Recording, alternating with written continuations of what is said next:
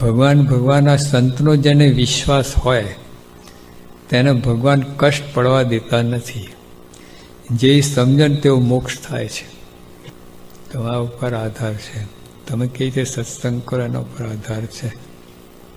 પ્રગટ ભગવાન મળે કે તે ભગવાનના સંત મળે અથવા તેના કોઈ હરિભક્ત મળે તો તેને સત્સંગનો યોગ થાય છે અને 84નો રોગ ટળે છે.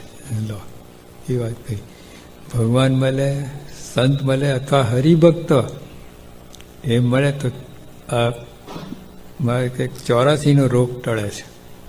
અક્ષરધામનું અલૌકિક સુખ પ્રાપ્ત કરવા પ્રગટના સત્સંગ વિના બીજો કોઈ ઉપાય નથી. અક્ષરધામ ગમે સાધન કરે ના થાય. ભગવાન કાંઈ હમણાં મળેલા સંત અથવા તો એમના સંબંધવાળા હરિભક્તો એનો યોગ થાય તો અક્ષરધામનો હાઈવે ઉપર ચડી ગયા તમે. Akshardham, highway to Akshardham. બાકી બીજા કોઈ સાધનને કોઈ કામમાં આવવા નથી.